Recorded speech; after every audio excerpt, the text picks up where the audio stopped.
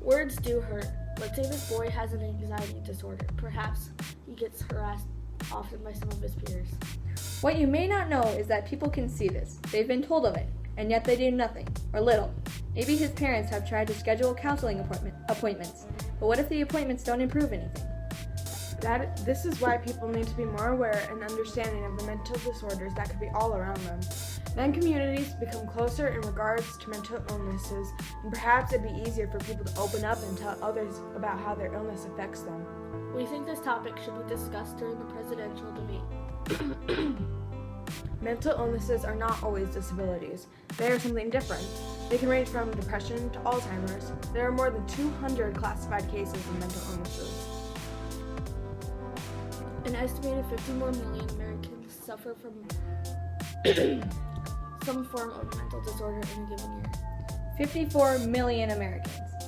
Surely not all of them get the therapy they need. And not just any therapy, but there needs to be people open to those with mental illnesses so that they may turn out to feel connected, be friends.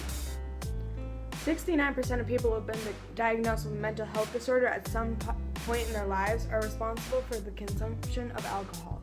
84% for using cocaine. And 68% for smoking. Using substances like drugs can actually trigger mental health symptoms, therefore making the illness worse. Since not all people get support where both counselor and patient can be on the same level of understanding, people who have personally experienced a mental illness can help those currently experiencing the hardship. Also, if the patient is struggling with substance abuse, together they could work on abstaining from drugs, alcohol, and other substances. 1 in 10 young people experience a period of major depression. 1 of 4 Americans have a relative who has mental illness. Mental illnesses are biologically based brain disorders. They cannot be overcome through willpower and are not related to a person's character or intelligence. Approximately 20% of youth ages 13 to 18 experience severe mental disorders in a given year. For ages 8 to 15, the estimate is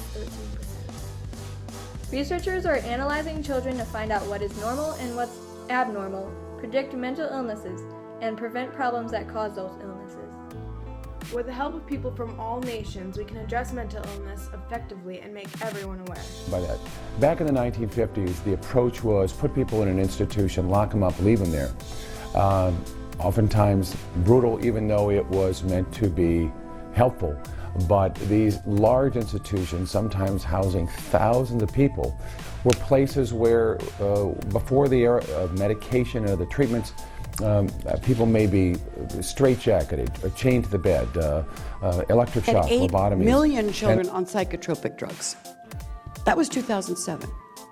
I couldn't get the stats today, but I can tell you it's a lot more. Now, I am not here to say that the drugs are bad. They have helped seriously impaired children and seriously impaired people with mental issues. But we have a mental health crisis in this country, the likes of which I've never seen. And we're asking now, in our education system, to succeed. We want to bring these little widgets inside of a classroom and make them get A's. And we want them to innovate. Mental illness is very underrated and overlooked. So when someone says like they're sad, they say, "Oh, I'm depressed," when they're just really sad. yeah, exactly. I'm trying to find the right words here. But people just need to be more aware of it, because when it's not, like, when something's not out there, then it just stays bottled up inside of whoever has whatever, and that only makes conditions worse. Yeah. So, I mean, would you really want people to stay bottled up? And, like, even if you just put that thought in people's heads, that if you're not really doing anything to support mental illness, you just overlook it, you underrate it, then you're leaving so many people bottled up, and that can make things worse, because that leads to, like, it can make their illness worse, or it leads to suicide, or thoughts of suicide. Yeah, things like that.